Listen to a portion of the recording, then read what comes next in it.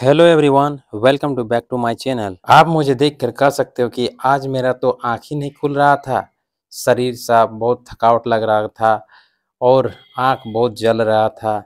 तभी मैं अपना कैमरा उठाकर किसी बेशर्म की तरह रिकॉर्डिंग करना स्टार्ट कर देता हूँ, ताकि आप लोग को मोटिवेट कर सके और अपना टाइम टेबल बता सके। अभी का समय 2:30 हो रहा है, तो इस समय थोड़ा हम रूम से अपना बाहर जाते हैं और बाहर का थोड़ा नज़ारा दिखाते हैं आप लोग को। इस समय काफ़ी ठंडी हवा चल रही है और हमें यहाँ से तो मैं थोड़ा दूर नहीं जा सकता, क्यों मुझे दूर जाने से भूतों से बहुत डर लगता है और डाइनों से। तो मैं फिर अपना स्टडी रूम पहुँचता हूँ। फिर मैं अपना स्टडी रूम पहुँच चुका हूँ। थोड़ा पानी पी लेते हैं, उसके बाद अपना सेशन को चालू कर। अब मेरा माइंड पूरी तरह से आँख खुल चुका था और फ्रेश भी हो चुका था। तब तक मैंने टेबल में देखा कि बहुत सारे सामान बिखरे पड़े हुए हैं, तो उसे मैं अच्छी तरह से साफ़ कर लेता हूँ। और इस टेबल को बहुत दिन से साफ़ नहीं किए हुए थे, तो मैंने फटाफट जल्दी से सामान को इधर-इधर कर लेता हूँ, फिर रख लेता हूँ।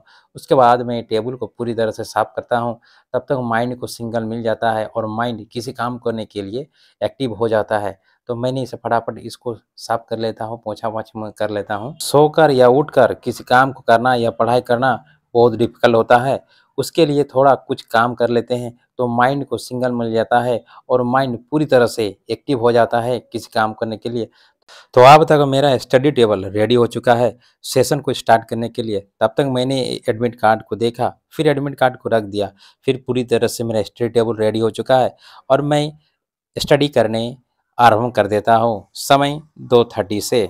क्योंकि मैं अपना स्टडी टाइम टेबल दिखाता हूँ कि हम किस तरह से स्टडी करते हैं। सभी दिन पढ़ना काफ़ी डिफ़िकल्ट होता है, तो कभी-कभी रेस्ट भी लेना पड़ता है। एक दिन सप्ताह में संडे को आप रेस्ट ले सकते हैं। कभी-कभी ऐसे भी लगता है डिमोटिवेट हो जाते हैं, कभी-कभी लगता है कि यूपीएससी नहीं होगा, फिर कभी-कभी एक आर्टिकल देखते हैं डॉक्टर भीमराव अम्बेडकर का, तो फिर कंसिस्टेंसी और मोटिवेट मिलता है। तभी पढ़ने में भी मोटिवेट मिलता है, तब तक पीवाईक्यू तथा कोई रेफरेंस या पीवाईक्यू सॉल्व करने में मदद भी करता है। फिर उसी ट्रैक में आ जाते हैं। तो आज का सेशन स्टार्ट करने वाले हैं। आज सेशन एक पॉलिटिक्स से करने वाले हैं और इसमें कौन-कौन से टॉपिक से प्रश्न पूछे जाते हैं प्रीलिम या मेंस में। मैंने दोस्तों से डिस्कस किया था, तो सभी दोस्तों ने बताया कि प्रीलिम वाला क्वेश्चन मेंस में पूछा गया है। तो मैंने अपने टैब को निकाला और देखें कि मेंस में किस टाइप के प्रश्न पूछा गया है। तो मैंने अपने मोबाइल निकाला और रिकॉर्डिंग करना स्टार्ट कर देता हूँ कि इस बार 2025 में किस टाइप का प्रश्न पूछा गया है। मैंने उसे एनालाइज़ किया और देखना। तो एक यूपीएससी एस्पिरेंट के लिए पीवाईक्यू सॉल्व करना बहुत ज़रूरी है। तो मैंने अपने टैब को निकाला और सर्च किया कि इस बार सर ने बता रहा है कि किस टाइप का प्रश्न पूछा गया है 2025 में। मेंस का एग्ज़ाम खत्म हो चुका है, तो सुबह में पढ़ाई खत्म होने के बाद थोड़ा योगा कर लेते हैं, क्योंकि योगा करना ज़रूरी है, माइंड फ्रेश रहता है। तब तक कुछ हल्का-फुल्का योगा कर लेते हैं और कुछ नाश्ता दूध और रोटी और दही के साथ फिर सेशन को थोड़ा आराम करते हैं। आराम करने के बाद उसके बाद फिर सेशन को फिर से स्टार्ट करने वाले हैं। तो फिर से सेशन को चालू करते हैं, हल्का थोड़ा पानी पी लेते हैं और पानी पीते के बाद फिर पॉलिटी में जैसे फंडामेंटल राइट, डीएसपी और पंचायती राज, तो जहाँ से मैंने पढ़ाई ख़त्म किया था फिर वहाँ से फिर स्टार्ट कर देता हूँ।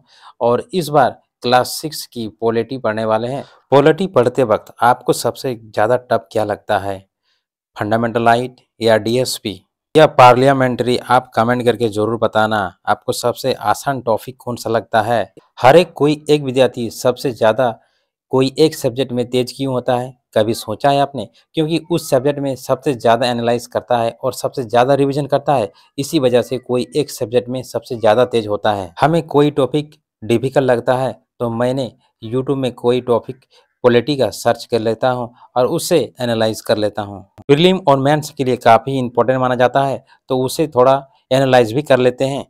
फिर हल्का गरम चना खा लेते हैं, क्योंकि गरम चना खाने से माइंड बहुत फ्रेश रहता है और शरीर में ताकत भी बहुत आता है और चीज़ों को समझने में होती है। फिर सेशन को चालू करते हैं। इस बार नेपाल में सोशल मीडिया को बंद कर दिया था, ना व्हाट्सएप, फेसबुक, यूट्यूब, ट्विटर कुछ भी नहीं चल रहा था। नेपाल के पब्लिकों ने पूरी पार्लियामेंट को आग लगा दिया था और सारी डेटा वहाँ के अधिकारियों ने सारी डेटा को डिलीट कर दिया था ताकि पब्लिक को वह डेटा ना मिले। अगर हमारे भारत में सोशल मीडिया को बंद कर दिया जाए तो आप कल्पना क्या कर सकते हैं, आप कमेंट में हमें बता सकते हैं। तो हमें सोशल मीडिया से बहुत चीज़ों की ज्ञान होता है। जैसे हम कोई टॉपिक को नहीं समझते हैं तो हमें उस सोशल मीडिया के द्वारा हमें उस चीज़ों को जानकारी प्राप्त होती है। पढ़ाई के साथ हाइलाइटर रखना ज़रूरी है, क्योंकि हाइलाइटर रखना इसलिए है कि छोटे छोटे टॉपिक को आसानी से समझने में दिक्कत नहीं होती है और उसे सटीक भाषा में हम समझ सकते हैं। तो आज का पॉलिटिक्स ख़त्म होने के बाद हम 15 से 45 मिनट का ब्रेक लेते हैं, क्योंकि ब्रेक लेना ज़रूरी है, तभी हम चीज़ों को समझ सकते हैं। और ब्रेक लेने के बाद फिर सेशन को फिर वहीं से स्टार्ट करते हैं ताकि सही चीज़ों को हम कवर कर सकते हैं। मेरे दोस्त कहता है कि आप लाइब्रेरी पढ़ने क्यों नहीं जाते हैं। मैंने कहा दोस्तों से कि मैं लाइब्रेरी इसलिए नहीं पढ़ने जाता हूँ क्योंकि मुझे पढ़ना घर में कंफर्टेबल लगता है, मैं घर में ही पढ़ता हूँ। लाइब्रेरी में हाँ सभी चीज़ों की बुक अवेलेबल है, प्लस उसमें जो इंटरनेशनल रिलेशन मैगज़ीन जो आते हैं उसका एक फ़ायदा है, वह आप डेली लाइब्रेरी जाके आप पढ़ सकते हैं। हमारे रूम के बगल में एक घर में कहीं काम चल रहा था और वहाँ से बहुत आवाज़ आ रहा था। इसी वजह से आवाज़ के कारण हमें दिक्कत हो रहा था रूम में पढ़ने के लिए। तो मैं अपनी छत पर स्टडी करने फिर मैं अपना स्टडी सेशन को चालू करता हूँ और फिर शोर ख़त्म होने के बाद फिर मैं अपना स्टडी करना रूम में पहुँच जाता हूँ और रूम में एनालाइज करता हूँ, देखता हूँ 2025 में जो प्रश्न पूछा गया है और प्रीलिम और मेंस का PYQ सॉल्व कर लेते हैं तो अगले सेशन या अगले एग्ज़ाम के लिए हम पूरी तरह से एक्टिव हो जाते हैं अपने एग्ज़ाम को पूरा देने के लिए।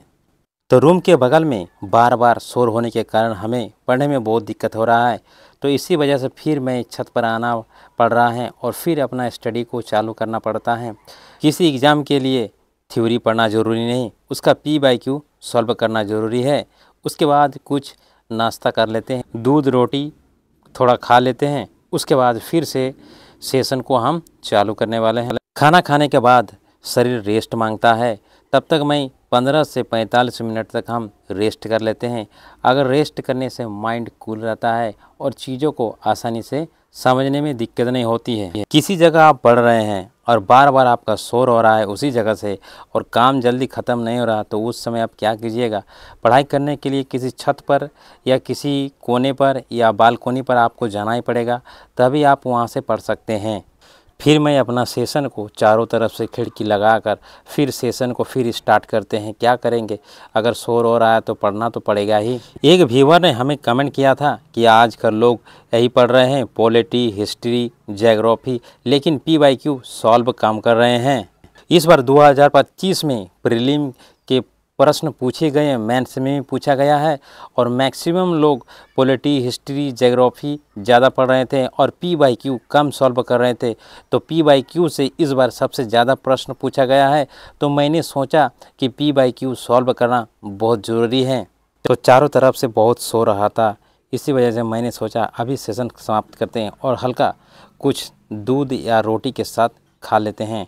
उसके बाद फिर से मैं अपने स्टडी रूम में सेशन को चालू करूँ। सोशल जस्टिस को पढ़ना काफ़ी नहीं है, उसके साथ आंसर राइटिंग पर आंसर का प्रैक्टिकल करना बहुत ज़रूरी है और यही चीज़ें एग्ज़ाम में आंसर राइटिंग को बेटर बनाता है।